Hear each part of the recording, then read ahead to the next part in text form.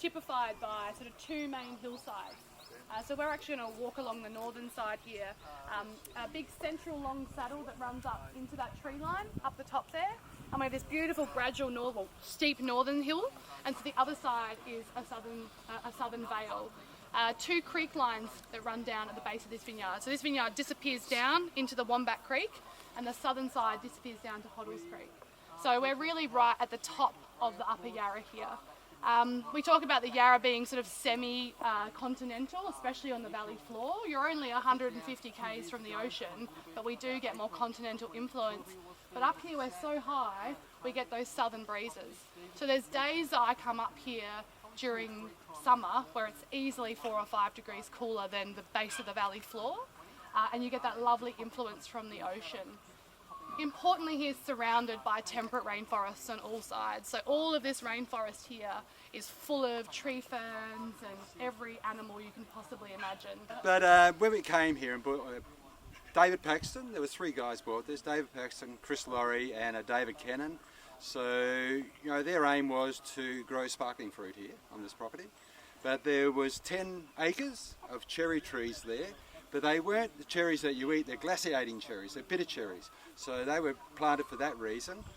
The rest of the property was a grazing property, so it had some really big trees, in other words big trees that couldn't be removed or weren't removed in the early days. So it was a handful of those in the property, but mainly open grazing land.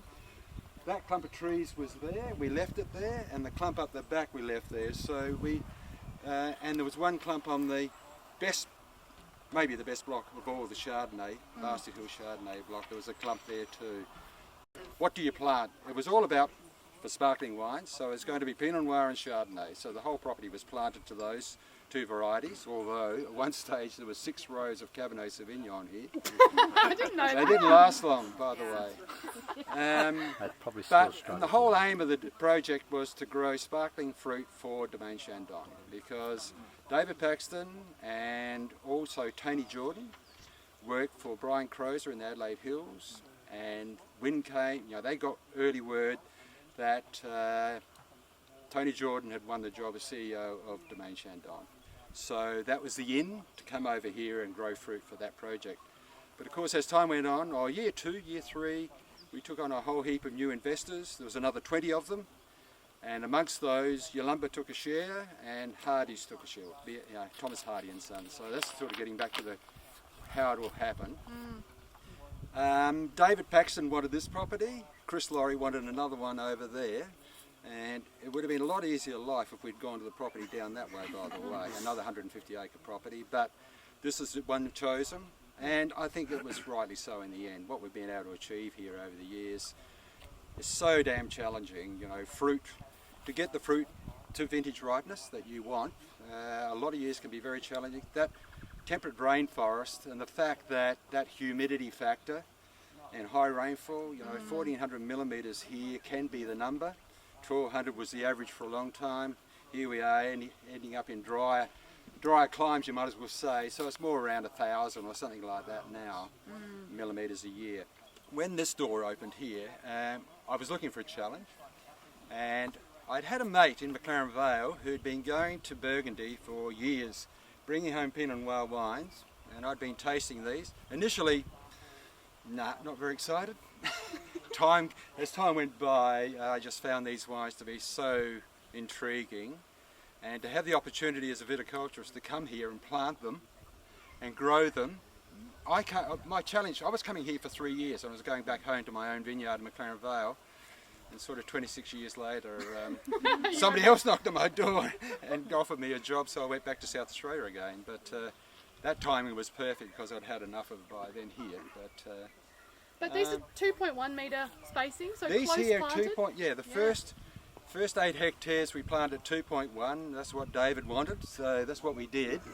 And then I convinced him after that we go to 2.2. This here, driving tractors through here, you need the horsepower for these hills in tractors, so they've got to be a certain size to get that traction and power.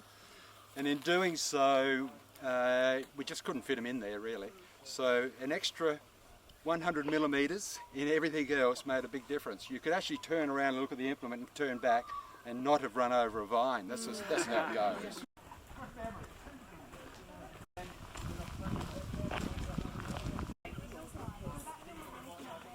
one of the steepest places. When you go over it in the Kubota, it feels like you're on a roller coaster ride. This southern vale was originally all planted all the way back into that bottom corner, and the Accolade constellation of it all pulled some of this out because it was far too marginal. This is a great example. Right now it's 11 or 10:30 in the morning, and half of this vineyard's still in shade. This tree line and that group of trees just there keep most of this southern vale in shade until about 11 o'clock in the morning in the middle of summer. What we wanted to do, this whole property, as a bit of a story, initially had Dick Smart written all over it. In other words, it was Scott Henry, if you know what I mean. Two canopies. Two canopies, one up and the other one down, which was the worst thing that could have ever happened, but somebody was convinced, so that's what we did.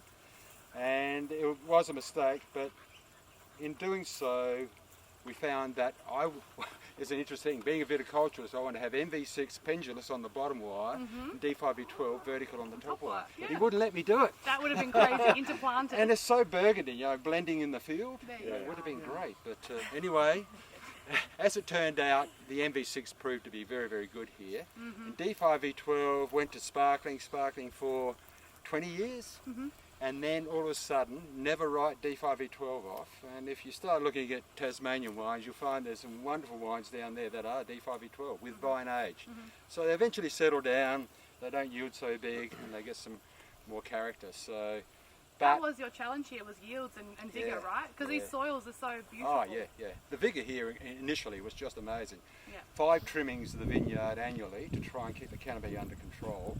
So you know, if you think about 24 hectares here, close planted, the amount of tractor work here, so between the two properties, the other one was a far bigger property, but we had 8 tractors and 2 crawler tractors. We needed the crawler tractors in case we couldn't make it up and down the hills in certain times. And everything, you know, pruning machine off a crawler tractor and trim them off a crawler if we needed.